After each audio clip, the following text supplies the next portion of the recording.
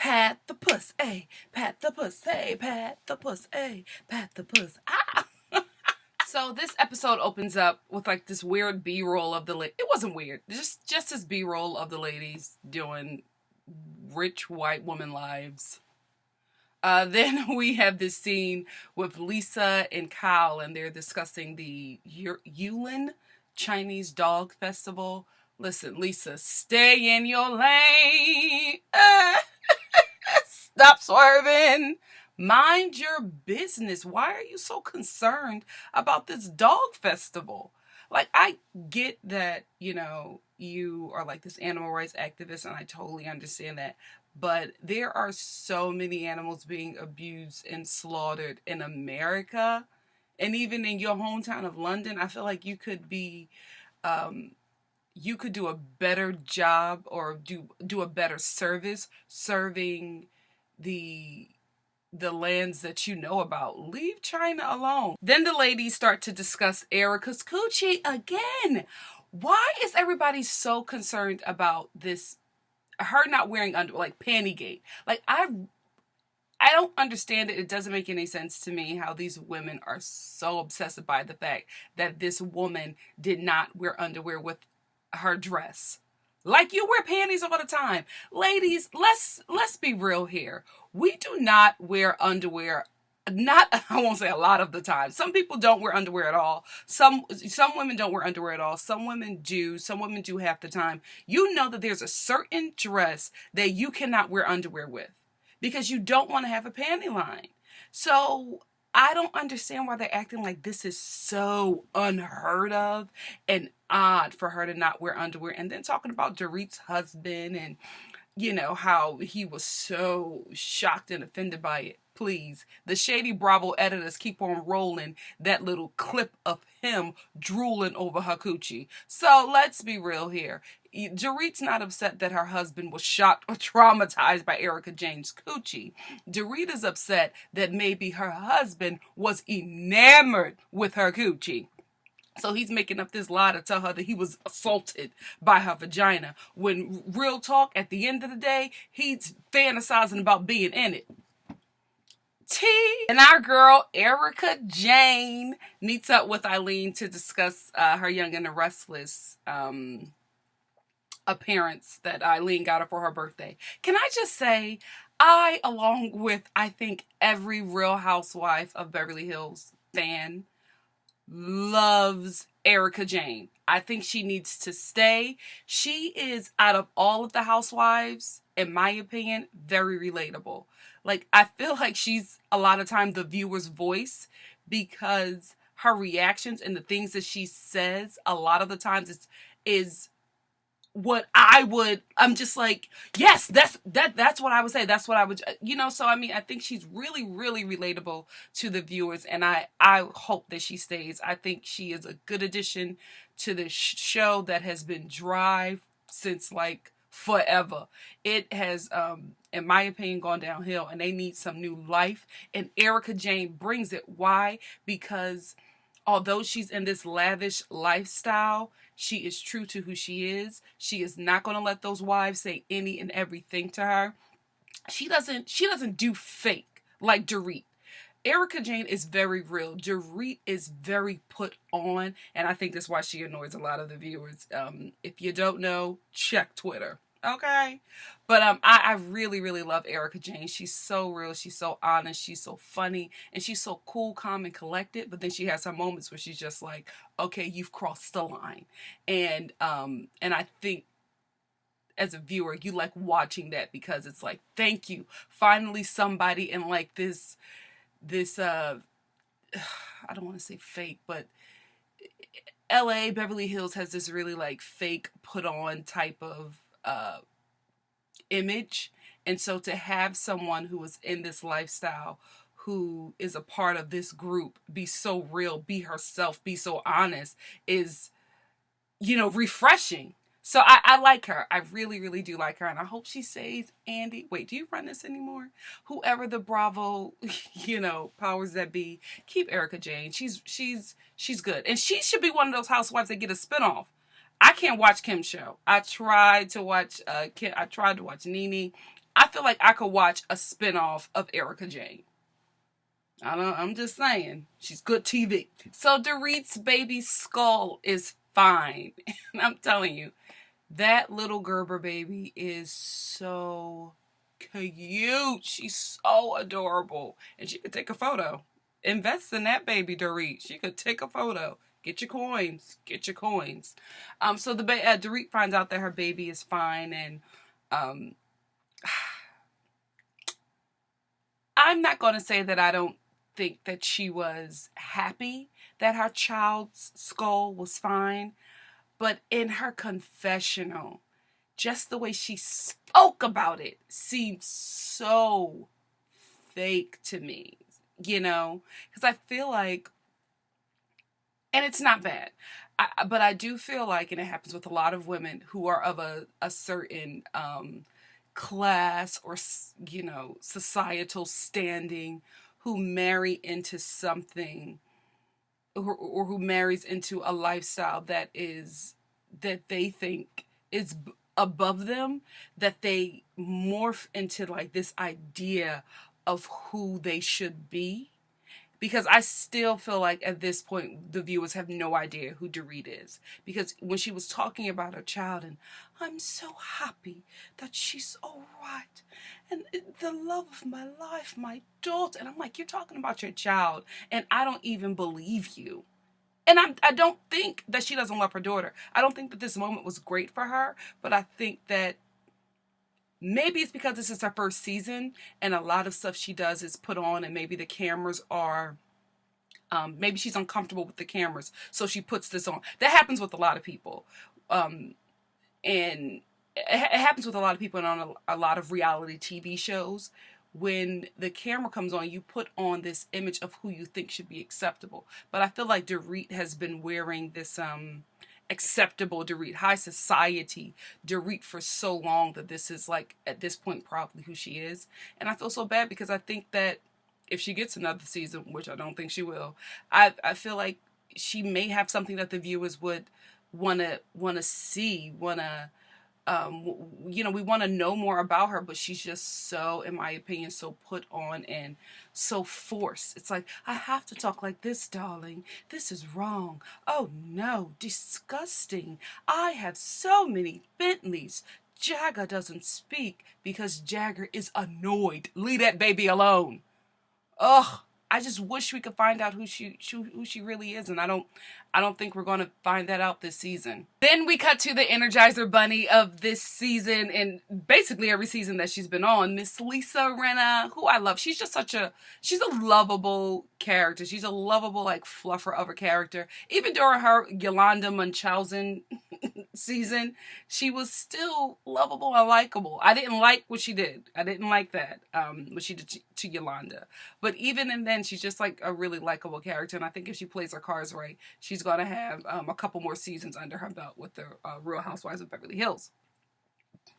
We see her at QVC, and I'm telling you, Lisa Rinna is a hustler. She hawks everything from adult diapers to cardigans to shawls. Whatever she has to do to take care of her family, she does that. And I love that about Lisa. I love her work ethic. I love the fact that she don't miss a coin. She don't miss a coin. She will act. She will sell whatever. She will get on this reality show and make a fool of herself. She has to do what she has to do to take care of her family. She's a hustler, and I like her work ethic. I like her work ethic, and I loved her clip or her scene where she was talking about how she works as hard because she wants to take care of her family, and especially Harry. She wants to make sure that he doesn't have to work another day in his life because he took a lot of jobs that probably he necessarily didn't want to or didn't really have the time to, but he took those jobs to take care of Lisa and their daughters. And she was just so honored by that she wanted to honor her husband in this very same way of taking care of the household. And I thought that was so wonderful because I feel like as as a future wife, like, that's something I would love to do too. I would love to give back to my husband in that way, especially if he's like the breadwinner of the house and, you have this opportunity to give back to your bae. Ah, I love that scene. And that's what I love about Lisa Rinna. Along with Erika Jane, I feel like they're really real. And I don't think that Lisa puts on an image. I think that, and I hope that Lisa and Erika Jane get close. I really do. I feel like they would have a really great friendship because I feel like out of all the housewives, they're the realest. But I feel like Lisa tries not too hard, but she tries a little bit harder than she should to be a part of this society. When honestly she can live her life outside of it and be good, but I feel like when she messes up with someone that she feels is very important in like the Beverly Hills world, you know, societal standings, she'll try to make that right. But I feel like somebody like Erika Jane doesn't care. Like, oh, okay, the bridge is burnt, don't need her. And I wish Lisa would get that and, you know, stand up for herself a bit more. But I hope that her and Erika Jane form some type of friendship because I think those two will be, you know, a team to reckon with on that franchise, on the Real Housewives of Beverly Hills. I really think that when those two link up, girl, Thelma and Louise will be in the house. I hope that happens because I feel like they will have a great dynamic together. Cal is on the phone with Mauricio, talking to him about her show, and she's so excited. And then she goes on to talk about how she wants to be a supportive wife, but they're also busy, so they're never, they spend a lot of time apart. Cal, sweetie, let me tell you something. I'm a young thing, okay? I'm a young thing. And girl, your husband is fine. And he got money. You can't leave him alone like that. I'm not saying that he doesn't love you. I'm not saying that he's not faithful to you. I'm just saying you bring a gorgeous, wealthy man. You put him on national TV. You show how good of a father and a husband he is to you. And then you talk about how y'all don't spend time together. Girl, hoes are vicious. They care nothing about how loving your house is. They care nothing about them kids. All they see is a man that they would love to have for themselves, especially when he got money. So you need to work on this. You either need to get him off that show, or you need to make sure you're spending the time necessary to spend with him, because you don't want to leave something like that unattended. That man is too fine for you to just be like, well, I haven't seen him in a few days. He's off in Mexico. I'm off in New York. Why? Girl, you can do a FaceTime. They can, you could do a group call. Emails. Get with your man. Then we have another scene with Lisa and Ken and these damn dogs. Bravo, we don't care. I realize that Lisa is the top dog for the Real Housewives of Beverly Hills, so maybe she has a bit more control over her storyline. But it's been episode after episode of these dogs. Listen, we are tuning in for the drama. I don't care about this Yulin Chinese festival, and here is why. That ain't my business. There are so many issues with animal abuse going on over here in America. Like Lisa, right down the street from where you live is probably a dog being abused. There's so much work you can do here. I have no idea why you're minding the business of China. And I have a problem with all you Americans getting over there and getting in them people's business. Let a Chinese American person handle that. They don't need somebody of another culture, especially somebody who's European, going over there telling them what they can and cannot do. You better mind your business before you get a clap back by China. And they know how to clap back. Read your history books. Eileen, Dorit, and Rinna meet up for lunch and pause. Eileen, your boob job is amazing. I watch a lot of TV. I also live in LA, so I've seen a lot of boob jobs. That is a really great boob job. It's for like an older woman. That's a nice boob job. I don't need any help, but I'm telling you, if I did, I would probably go to your surgeon. Wait, maybe I wouldn't. Because, a lot of plastic surgeons don't know how to work on dark skin and Negro features. It's the truth.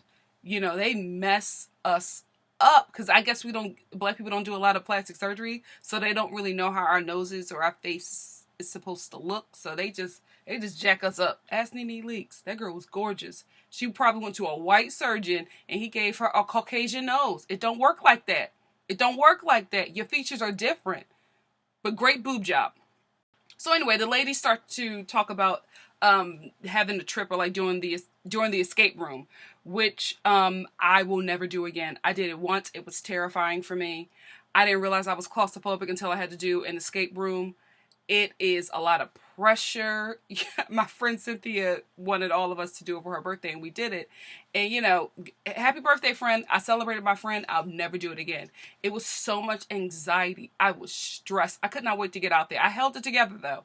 But when I left that escape room, I got in my car, I drove away. I said, never again. I will never do another escape room. It is too much stress. I feel like the walls are closing in on me. There's a lot of pressure. Nah. Not for me. It may be fun for some other people, but no, I'll just play a game of Clue. Can't do an escape room. Won't do another escape room. While they're discussing the escape room, Erika Jane's vagina comes up again. Her vagina was the theme of this entire episode. All they did was talk about Erika Jane's vagina. Dorit brings it up. Oh, it's so classless. I can't believe that you would show your puss in front of someone's husband. And Lisa Rinna is just like, I don't think she's showing a puss. Showing a puss. Lisa was like, I don't think that she would do that. That's right, Lisa. Defend your best friend on this show. I hope. Please become best friends. You two will be so great together as besties. And so Dorit is going on and on about Erika Jane's vagina, and I'm just like, girl, you better walk out of there, back up out of this confrontation with Erika Jane, because it won't end well for you. She is, Erika Jane is being very nice to Dorit. Very nice, because that's how she is. But I'm telling you, Dorit is going to press a button, and she is going to get Erika Jane. And she don't want that one. She don't want that one. She gonna get it, and that's gonna be a good episode. Dorit and Kyle meet up, and guess what they're talking about? Erika Jane's coochie. I told you, her vagina was the theme of this entire episode. While they're talking about it, they're shopping as well, and then this has been said a lot about Dorit. I'm not trying to shade anybody. I just feel like there are a lot of people on this show who have much better style. But everyone in their confessionals, aside from Erika Jane, was saying that Dorit has great style. Dorit, her style, Dorit this. And I'm like, what am I looking at? No tea, no shade, but when I look at Dorit's fashions, I see all Talbots. Like, I don't know what you guys are seeing. I think that Erika Jane has the best style. She has like a nice, upper crust white woman Fashion Nova style. I like that. I think that it's very, she's very hip. She's very now. I like her style. I also like Kyle has a nice style sometimes. Like she'll put on a cute jumpsuit and a high ponytail and she'll kill it. I love Lisa's jewels. A lot of her dresses are cutesy. And I just feel like there are other women on this show who have much better style. So I don't understand all of these clips and scenes and confessionals talking about how great Dorit's style is. I mean, are we trying to give her a story? Is that it? Are we trying to give her like more of a relevance? I don't know. It ain't working. You're not convincing the viewers. We don't see it. Maybe she has some nice stuff that you guys have seen when the cameras weren't rolling, but when they're rolling, I'm just like, okay, Ross, Marshalls, Talbots, Kmart. I won't do that. Now we finally get to this escape room. And I have to say this, I don't think I said it earlier. This is a filler episode. And y'all know how I feel about filler episodes. If you're going to give me a filler episode, throw some kind of meat in there. And there was no meat. No meat in this episode. No meat. Even when we thought there were going to be some meat with the Pantygate. No meat. Anyway, they meet up for this escape room. And then as soon as they get there, here comes tacky, classless Dorit bringing Erika Jane a gift of some panties.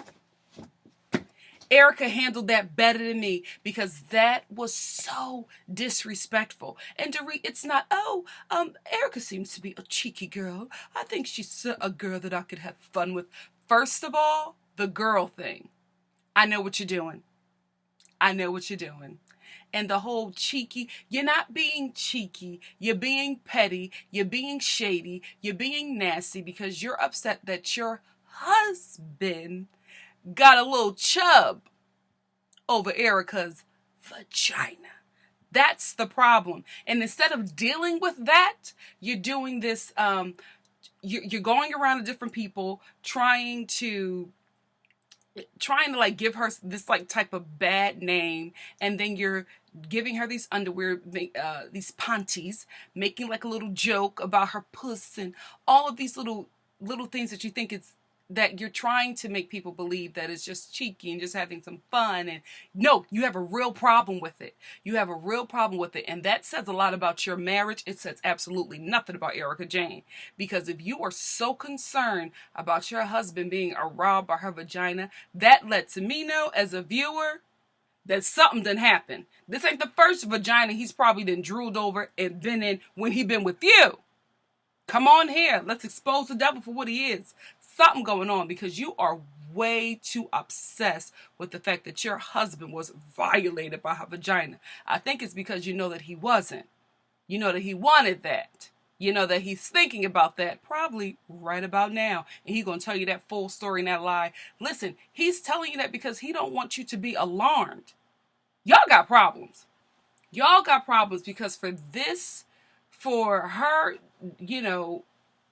flashing her puss, which I don't think happened at all. I think you guys are exaggerating that. I don't think he saw it. I think the minute that she said she wasn't wearing any, the wheels started turning and he was trying his best to see it. I think he wanted to see it, and that's what happened. You saw that reaction of his desire to get in between her legs. Whoop! I said a word. Said a word! Then the ladies head over to dinner after the escape room, which was a cute scene. It was a really cute scene. They had fun in it finally. Lisa Rinna and Lisa Vanderpump were having a go at it and a good time. And I like that. I do like to see them all getting along. It's really uncomfortable sometimes to watch when they all are having issues, because you're just watching a very tense scene with like a lot of ickiness in the air, and we don't like feeling uncomfortable. So I like to see them having fun and getting along. I felt like the scene could have been a bit shorter, but I still think it was a cutesy scene. Anyway, they get to this dinner, and they're having a good time. And then Kyle brings up the Lisas, and she brings up Pantygate. And this is something that shocked me, because the entire time that I've been watching the show since the beginning, like I've been a fan of all the Housewives shows since the first one, which was OC. Hey Vicky.